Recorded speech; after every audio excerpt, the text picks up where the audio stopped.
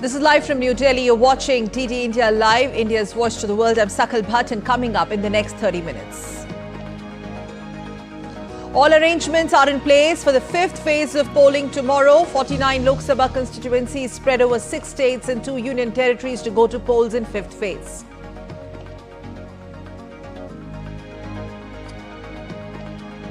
Amid intense fighting in Rafah, ships carrying aid for Palestinians have been seen approaching the US-built floating pier in besieged Gaza on Sunday. Georgia's president vetoes foreign agent law that has sparked weeks of mass street protests in the country.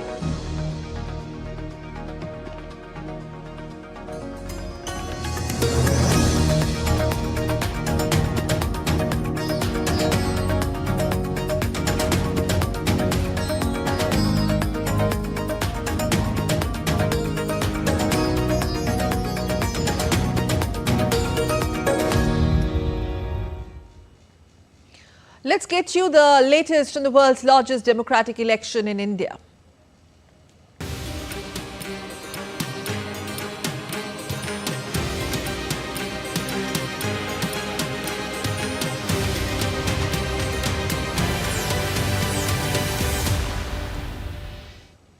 The fifth phase of India's parliamentary polls will be held tomorrow, that is Monday, with 49 constituencies spread over 6 states and 2 union territories going to the polls. Polling will be held on 14 seats in Uttar Pradesh, 13 in Maharashtra, 7 in West Bengal, 5 each in Bihar and Odisha, 3 in Jharkhand and 1 each in Jammu and Kashmir and Ladakh. 695 candidates will be in the fray. Campaigning for this phase ended on Saturday evening local time. And the Union Territory of Ladakh will go to the polls on Monday. Ladakh has witnessed a keenly contested battle between the candidates of national parties such as the BJP and the Congress from Leh and an independent candidate from Kargil. The choice is tough for Ladakh's 185,000 voters, but they are unanimous on one issue. That is the efforts to make Ladakh carbon neutral by 2050, and this should be carried forward. DD India's Gautam Roy reports from Leh. Ladakh has had a long-standing relationship with harnessing the sun's energy, be it lighting its streets or powering their homes. Solar water heaters, sold at rates subsidized to as much as 75% by the Ladakh Hill Autonomous Development Council in both Leh and Kargil districts, are an integral part of most Ladakh homes. The Union Territory gets bright sunlight 320 out of 365 days a year. In winters, when temperatures plunge to as low as minus 40 degrees Celsius, these solar water heaters are no less than lifesavers. इसकी वजह से हमको सुबह शाम रात दिन हर वक्त गर्म पानी मिलता है सब, चाहे हाथ धोने के लिए चाहे नहाने के लिए बहुत फ़ायदा है सर। ये तो हमारे जो लद्दाख जैसे सर्दियों में बहुत काम में आता है। Even e-mobility has been introduced in Ladakh with India's first carbon-neutral integrated solar EV charging station where even private EV cars can be charged. The buses do the rounds of not only cities like Leh and Kargil but also ferry passengers to and from villages 70 to 80 kilometers away. The government has already introduced 19 e-buses in the Union Territory of Ladakh for public transportation, and these buses are more comfortable. Safety-wise, it's economic-wise, it's cleaner, it's safer, and it's placed on different routes as as it stands now. Passengers using the service of electric public transport are appreciative of the efforts and want them to be extended further. It's a good idea. If lots of people use electric bus, except for their personal cars, there is a less chance their pollution will be increased. So in my case, I'll use many times electric bus when I reach in time.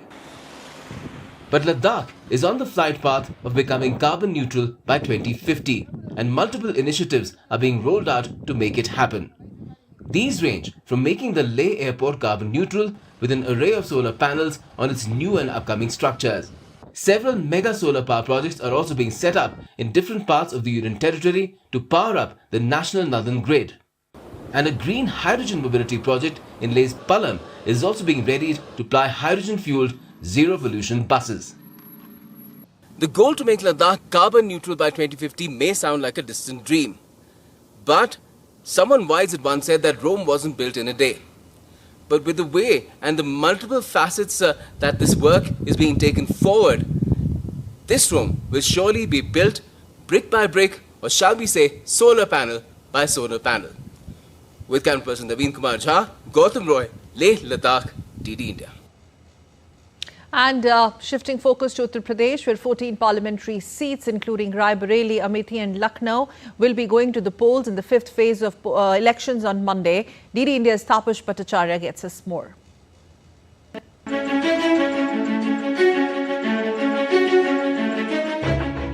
In the highly anticipated fifth phase of the Lok Sabha election on Monday, 14 critical parliamentary seats in Uttar Pradesh, including the high-profile constituencies of Rai Bareilly, Amethi and the state capital Lucknow, will go to the polls.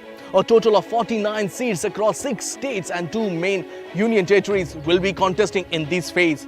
Among the 14 seats in Uttar Pradesh, the Bharatiya Janata Party is aiming to replicate its impressive 2019 performance, where it secured victory in 13 out of these 14 seats, with Rai Bareilly being the only exception won by Congress Sonia Gandhi. Gandhi family passion. Rai Bareilly and Amethi have long been strongholds of the Gandhi family. Sonia Gandhi, the then Congress chief, won the Rai Bareilly seat in the last election. However, her son Rahul Gandhi faced a surprising defeat in Amethi against Union Minister Smriti Irani. This time Rahul Gandhi is contesting from Rai Bareilly, facing BJP's State Minister Dinesh Pratap Singh. In Amethi, Congress has fielded KL Sharma, a loyalist of the Gandhi family, against Smriti Irani.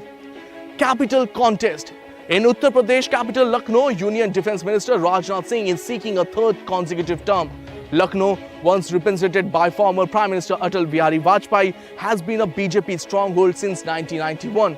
Rajnath Singh will be up against Ravidas Mehrotra of the Samajwadi Party and Sarwar Malik of the Bahujan Samaj Party. Significance of Uttar Pradesh. The BJP won 62 seats in the state in 2019 and 71 in 2014. The Congress is contesting in Uttar Pradesh in alliance with Samajwadi Party. 41 seats in Uttar Pradesh will be up for grabs in the remaining 3 phases of the elections. Key contest in other constituencies. Kaisarganj. BJP has fielded Karan Bhushan Singh against SP's Bhagat Ram Mishra and BSP's Narendra Pandey. Mohanlalganj. Union Minister Kaushal Kishore is seeking his third term, contending with SP's R.K. Chaudhary and BSP's Rajesh Kumar. Jhansi. Former Union Minister Pradeep Jain Aditya of Congress is up against sitting BJP MP Anurag Sharma, with BSP's Ravi Prakash Maurya also in the fray. Jalgaon. Union Minister Bhanu Pratap Singh Verma seeks his 6th term, challenged by first-time candidate from SP and BSP. Hamirpur. Sitting BJP MP Pushpendra Singh Chandel is vying for a 3rd term, with SP's Ajendra Singh Rajput as his main opponent. Banda. BJP's R.K. Singh Patel is challenged by SP's Krishna Devi Patel and BSP's Mayank Dwivedi. Fatehpur. Union Minister Sadhvi Niranjan Jyoti seeks a 3rd term, facing SP's Naresh Uttam Patel. Kaushambi. BJP's Vinod Shonkar is seeking a 3rd term against SP's Pushpendra Saroj. Barabanki.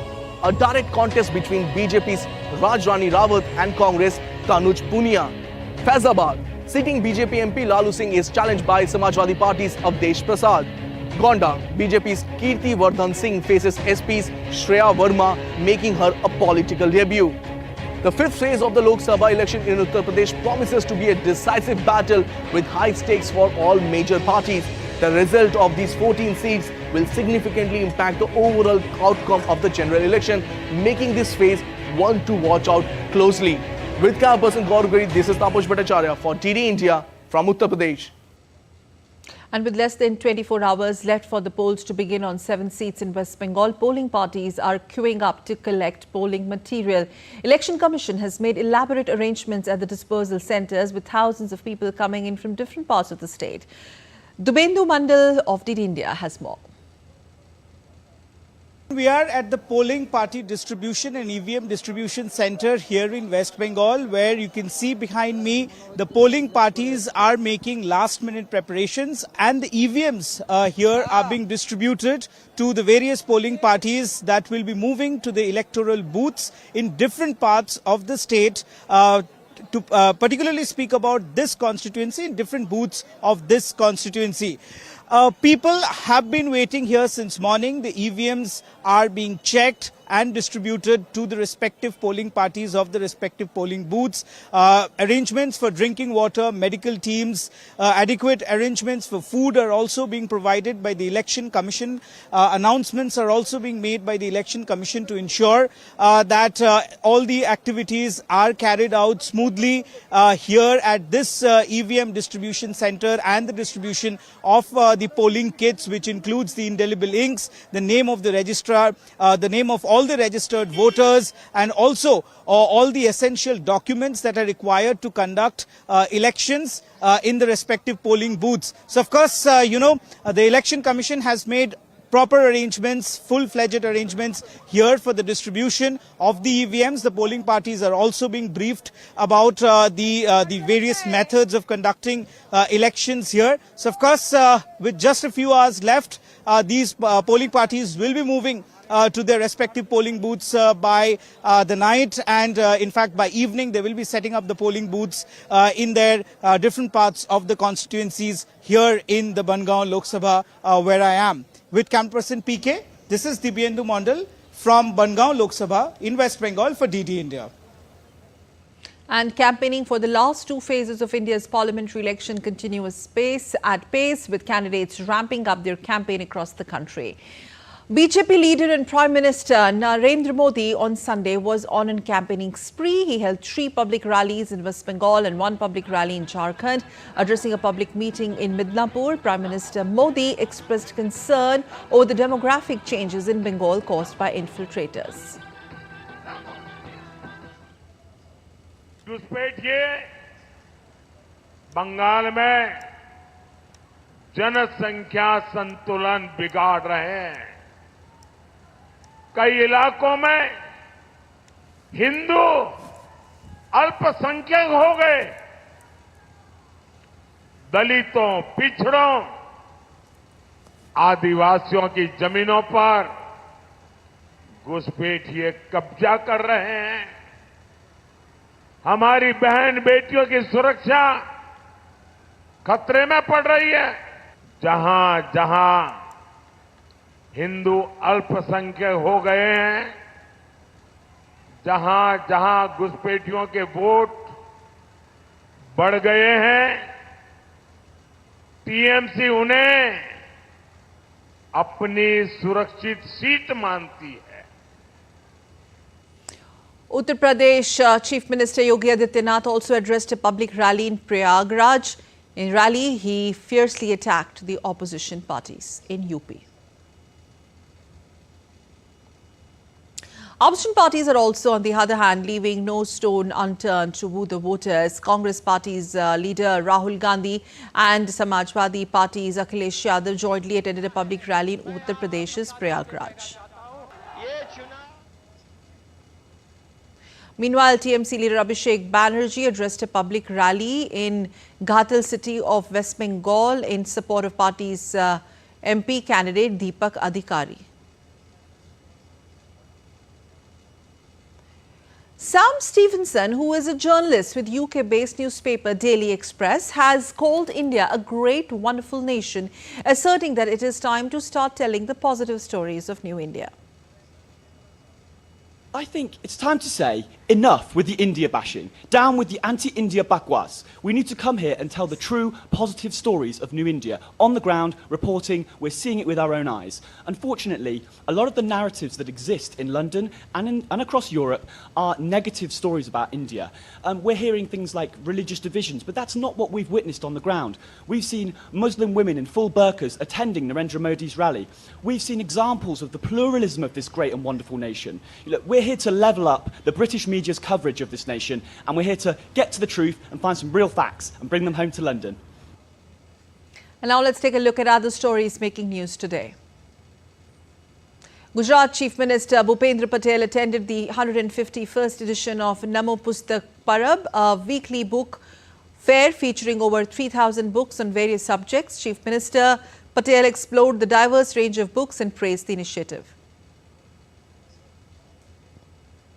India's Chief of Defence Staff General Anil Chauhan visited Prayagraj-based Central Air Command. CDS was briefed at the headquarters about the operational aspects of the Central Air Command. CDS Chauhan emphasized on maintaining the desired standards of readiness and alertness. The India Meteorological Department on Sunday held out no immediate respite from the searing and scalding heat wave. The department has issued a red alert in Delhi, informing that the temperature can range between 28 to 44 degrees Celsius. 3 people were injured after an iron pole fell on the coach of the Shalimar Lokmanya Tilak train while it was passing through Urkura station in Chhattisgarh's Raipur on Sunday. The injured were immediately taken to hospital. And still to come in this edition of DD India Live. Coming up next, Ukrainian forces claim to have destroyed Russian Black Sea Fleet minesweeper. Donald Trump secures the backing of the NRA, reinforcing his stance on gun rights in America. At Cannes Film Festival, 4 movies in the competition section of the festival this year would be screened today.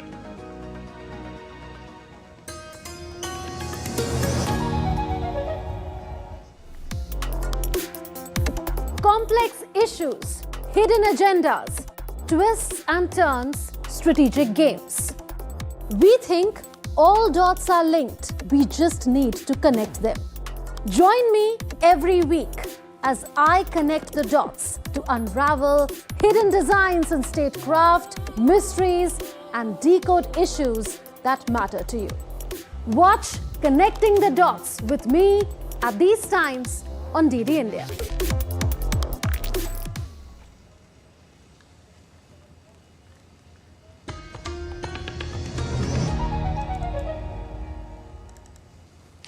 You're watching DD India Live. I'm Sakal Bhatt. Now let's move on to some more stories. Georgia's president has voted a bill on the foreign agents, saying that it was a Russian law that contradicts the country's constitution. But the country's parliament is widely expected to overturn the veto. I vetoed the Russian law. This law is Russian in its essence and its spirit. It contradicts our constitution and all European standards. Therefore, it represents an obstacle to our European path. From the legal point of view, this veto has no problems and this veto will be transferred to Parliament. This law is not subject to any changes and no improvements, and therefore this is a very simple veto. This law must be repealed. The draft law triggered mass protests across Georgia and drew condemnation from the United States. The law would require organizations receiving more than 20% of their funding from abroad to register as agents of foreign influence. The draft law opponents say that the bill mentions charges similar to what Russian dissidents face.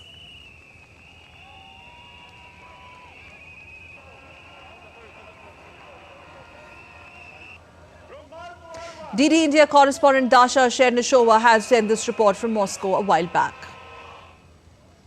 Keep in mind that the president of Georgia has said that this law is in spirit Russian law, saying that the president is at odds with the present government, where the Georgian Dream Party has introduced and was first to actually come up with this legislation. So the understanding at this moment is very clear that the protesters are there in the streets. They are demanding not to pass this law, but the government can easily override the veto by the president. And the president has also said that she will be trying to do everything possible to unite the opposition. If united, that could obviously be given some sort of more leverage to not to pass this bill, but this is unlikely to happen as things stand now.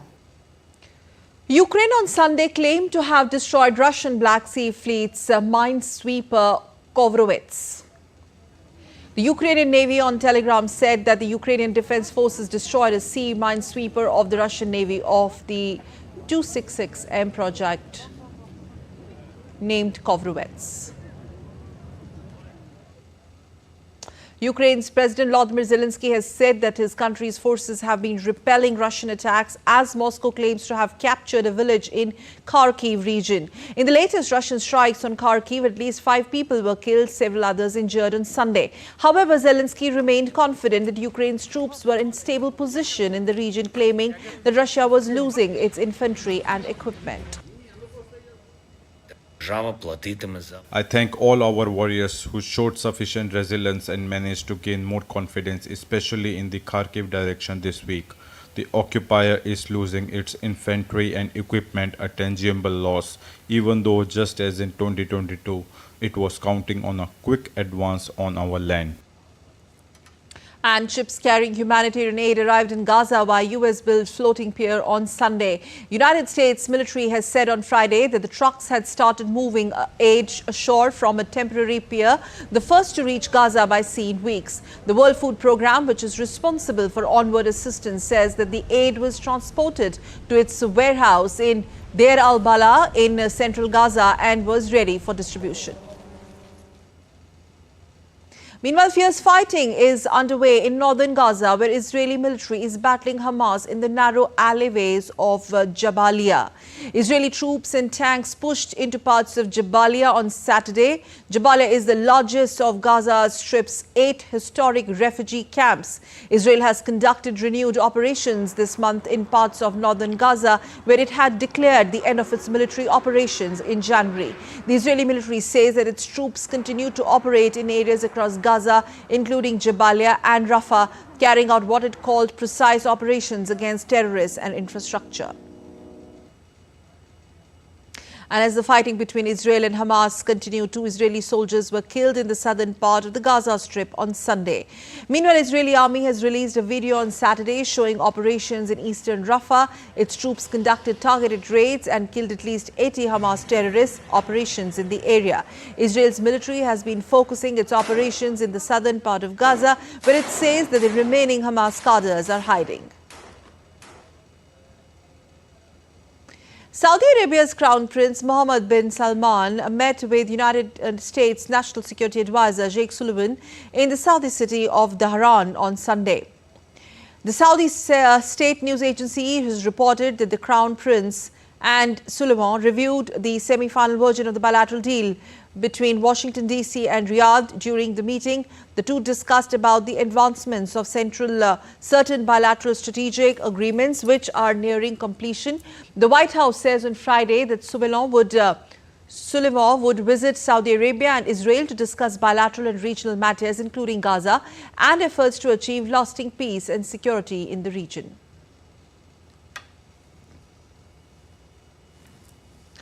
In other news, Donald Trump has been endorsed by the National Rifle Association, a powerful gun advocacy group in U.S. He's received the association's blessings at its annual meeting on Saturday. The former U.S. president told its members that if they helped him get re-elected, he would roll back gun safety regulations, calling himself the best friend gun owners ever had in the White House. Tony Waterman has more. In his speech, Donald Trump really leaned into the idea that he is the only one who can save the Second Amendment, the constitutional right in America to keep and bear arms. He said that right was under siege, and he repeatedly urged the crowd to vote in this November's presidential election. If the gun owners voted, we would swamp them at levels that nobody's ever seen before. So I think you're a rebellious bunch. But let's be rebellious and vote this time, okay?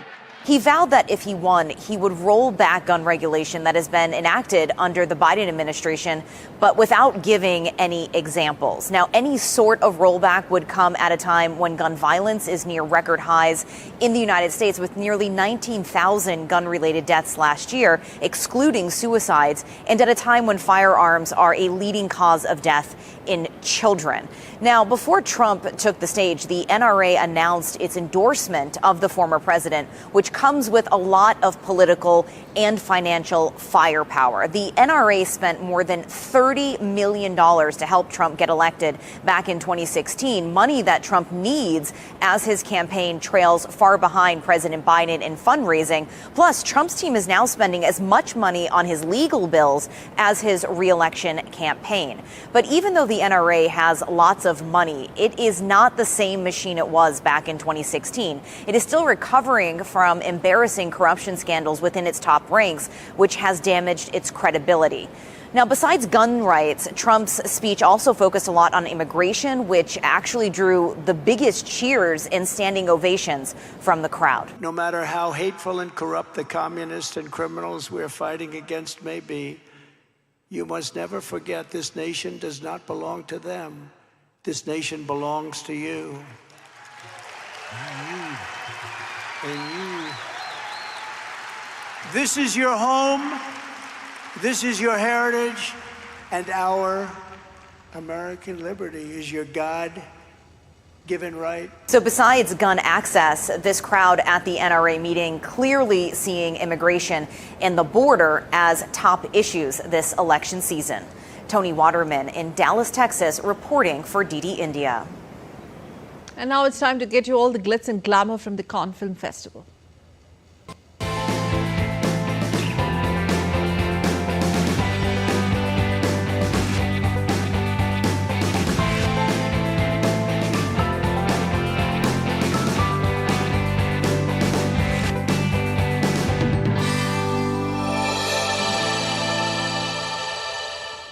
So Sunday is the sixth day at the Cannes Film Festival, and 4 movies in the competition section of the festival this year would be screened during the day.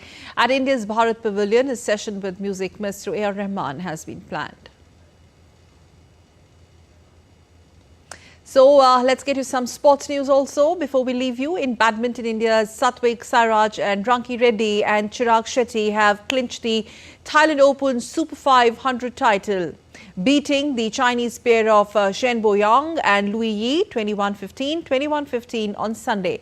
It was the Indian pair's second title of the year and seals their return to the world #1 position again. They had won the French Open Super 750 in March, and the duo had also finished as the runners-up in the Malaysia Super 1000 and the India Super 750. The duo had previously claimed the first major title in Thailand in 2019. That's all for you in this edition of DD India Live, but let us know your thoughts on the news of the day. And for those of you who can get all the latest news and updates from India and across the world on DD India mobile app, this app is available on both Android and iOS platforms. Scan the QR code on the screen to download now. And we will be back with more news as it breaks here on DD India. I'm Sakal Bhatt, and from all of us here in Delhi, thanks for watching DD India Live.